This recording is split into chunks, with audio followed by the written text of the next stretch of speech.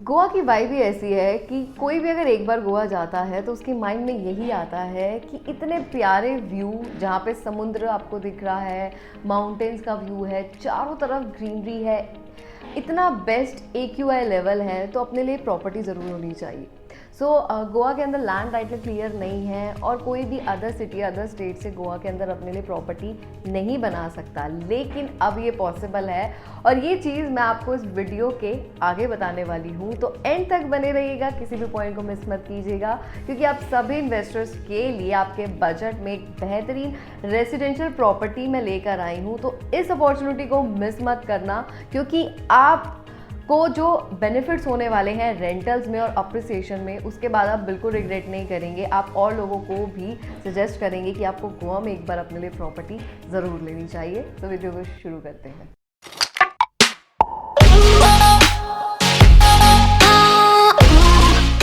स्वागत है आप सभी दर्शकों का YouTube के इस चैनल पे। मैं तांशा वेगा आप सभी दर्शकों के लिए इस चैनल के माध्यम से दिल्ली NCR की बेस्ट से बेस्ट प्रॉपर्टीज़ की अपडेट को लेकर आती हूँ। तो आप चैनल के साथ जुड़े रहें, खूब सारा प्यार दें इस चैनल को, वीडियो शेयर करें अपने रिलेटिव्स के साथ, अपने फ्रेंड्स के साथ जो भी प्रॉपर्टी सर्च कर रहे हैं, क्योंकि घर बैठे इस प्रॉपर्टी की इन्फॉर्मेशन के थ्रू आपको आइडिया लग जाता है कि आपके लिए क्या लोकेशन बेस्ट रहेगी, कितने बेनिफिट्स रहेंगे अगर आप इस पर्टिकुलर प्रोजेक्ट में जाते हैं।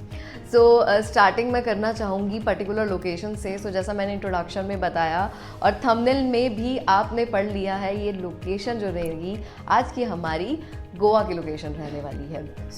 उसके बाद मैं डेवलपर के बारे में आपको बताऊंगी, देन हम प्रोजेक्ट पे आएंगे। तो सबसे पहले लोकेशन को समझना बहुत इम्पॉर्टेंट है, क्योंकि रियल स्टेट के अंदर अगर आप पैसा लगा रहे हैं तो सारा जो गेम है वो लोकेशन का है।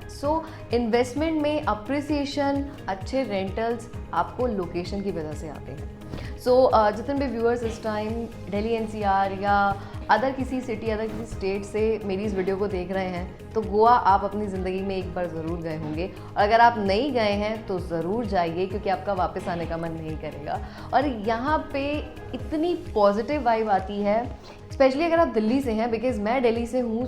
गोवा जाने के बाद इतना अच्छा फील होता है, वापस आने का बिल्कुल मन नहीं करता है, क्योंकि इतना पीसफुल है। आप चिल आउट करते हो, अपनी फैमिली के साथ जाते हो, फ्रेंड्स के साथ जाते हो। ऐसी लोकेशन पे आप आइडिया लगा लीजिए कि टूरिस्ट जितने ज़्यादा जाएंगे, आपने जो पैसा लगाया है प्रॉपर्टी में, उस पर आपको एक अच्छा अप्रिसिएशन मिलेगा, एक अच्छा रेंटल मिलेगा। रीसेल भी करेंगे तो you will get good value. Particularly जो गोवा है वो दो पार्ट्स में डिवाइड है। First one is north Goa and second one is south Goa. जितने भी लोग हैं वो ज़्यादातर जो जाते हैं वीकेंड पे प्लान आउट करते हैं अपनी फैमिलीज़ के साथ, फ्रेंड्स के साथ। तो पार्टी लवर है, बीचेस आपको चाहिए, नाइट लाइफ आपको बहुत पसंद है, तो वो नॉर्थ गोवा जाना पसंद करते हैं, क्योंकि नॉर्थ गोवा में आपको सबसे ज़्यादा कसिनोज़ मिलेंगे, आपको सबसे ज़्यादा वहाँ पे क्लब्स देखने को मिलेंगे। तो बहुत ही चिल आउट वाला पूरा एटमॉस्फेयर हो जाता है, वो एनवायरनमेंट इतना अच्छा है, बहुत अच्छी वाइब आती है। साउथ गोवा में वो लोग जाना पसंद करते हैं जिन्हें पीस ऑफ माइंड चाहिए, बिकॉज साउथ गोवा में आपको सबसे ज़्यादा वाइट सैंड बीचेस देखने को मिलेंगे, एकदम क्लीन बीचेस हैं वो, और इसके अलावा वहाँ पे सबसे ज़्यादा ग्रीनरी है। तो चारों तरफ अगर आप साउथ गोवा में देखोगे तो आपको सिर्फ और सिर्फ ग्रीनरी नज़र आएगी।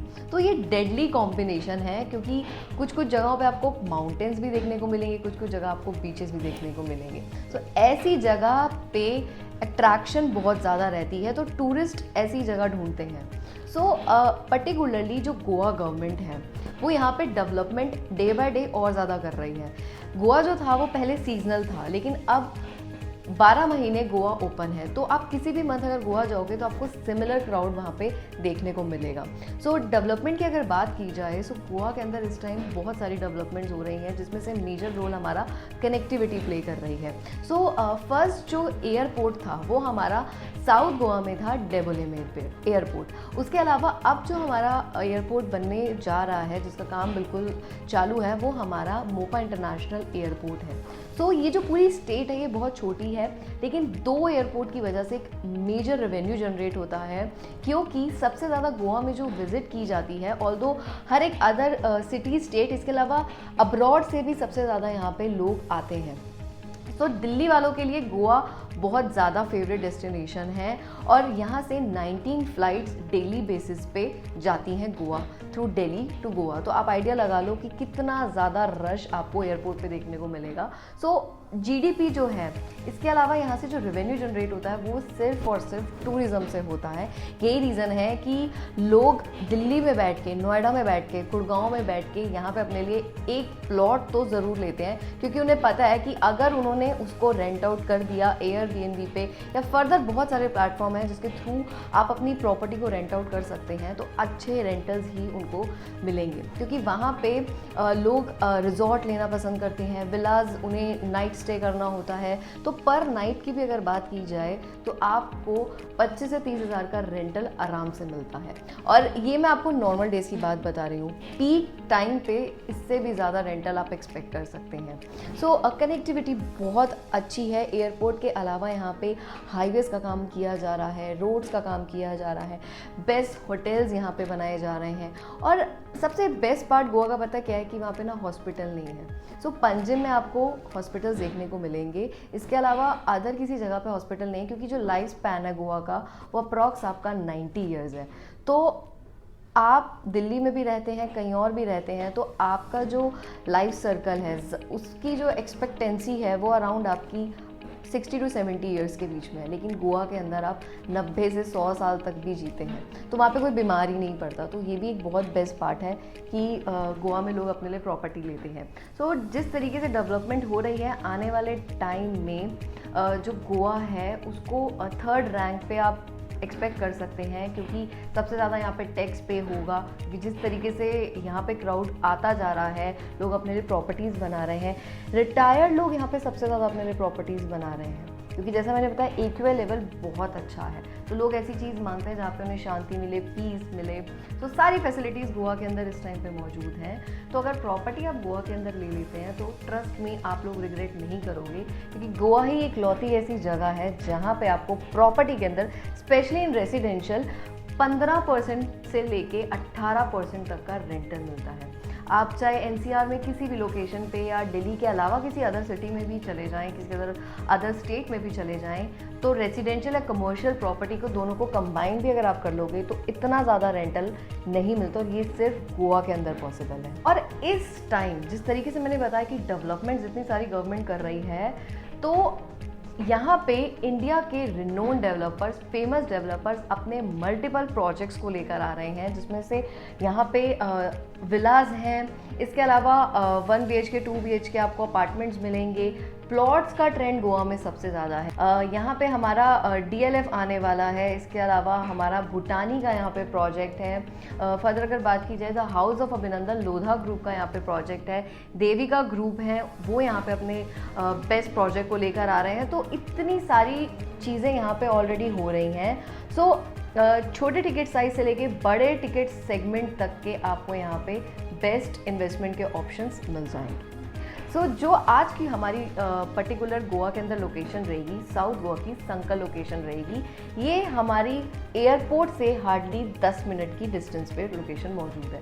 सो फर्दर मैंने गोवा के रिगार्डिंग बहुत सारी वीडियोस आपके साथ शेयर की थी, और मुझे मेजरली जो क्वेरी रिसीव हुई थी कि हमें एयरपोर्ट की कनेक्टिविटी के आसपास या एयरपोर्ट के रीजन के आसपास ही प्रॉपर्टी चाहिए, क्योंकि जहाँ पे एयरपोर्ट आता है वहाँ पे प्रॉपर्टी के रेट बहुत तेज़ी से बढ़ते हैं, क्योंकि टूरिस्ट मांगते ही ऐसी जगह है कि हम भी अगर किसी ऐसी जगह पे जाते हैं, या आप भी गोवा कभी गए होंगे, तो आपको यही चाहिए होता है कि अगर हम एयरपोर्ट से बाहर निकले हैं तो ज़्यादा दूरी पे हमें ना जाना पड़े, हमारा रिजॉर्ट या अगर हम कोई विला हमने लिया है तो वो बहुत पास हो। तो ये लोकेशन बिल्कुल ऐसी है। सो यहाँ पे भूटानी ग्रुप आपके लिए रेसिडेंशियल एंड कमर्शियल दोनों टाइप की इन्वेस्टमेंट लेकर आए।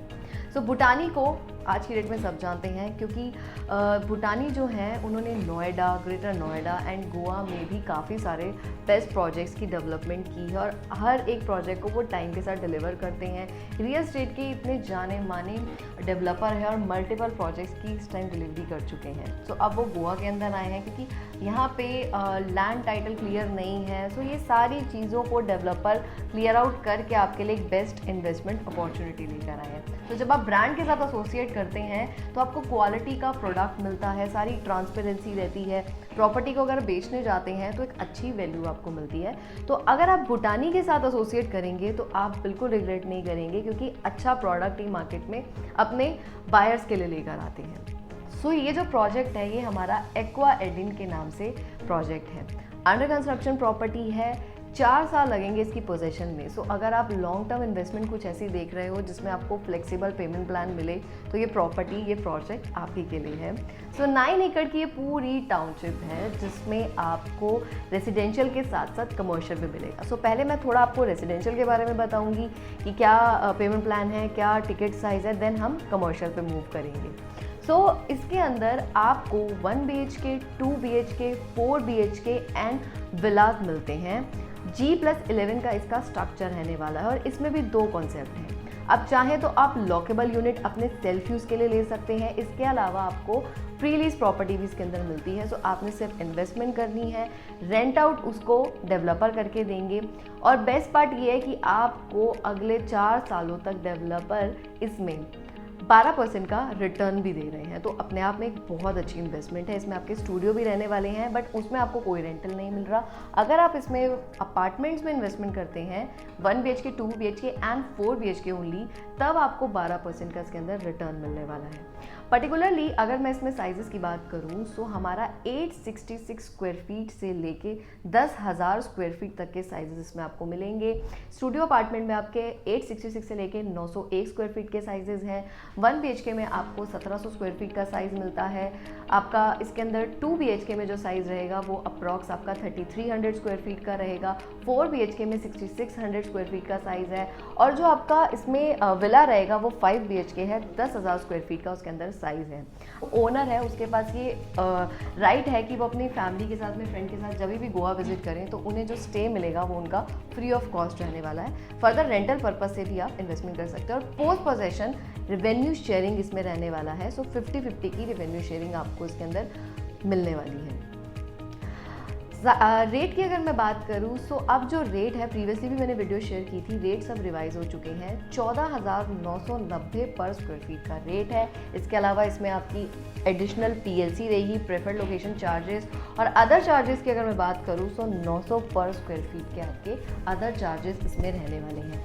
हमारे पास इसके अंदर 2 पेमेंट प्लान आपको मिलेंगे, 50-25-25। इसके अलावा 40-30-30। ये 2 पेमेंट प्लान के अकॉर्डिंग आप इसमें अपनी इन्वेस्टमेंट कर सकते हैं।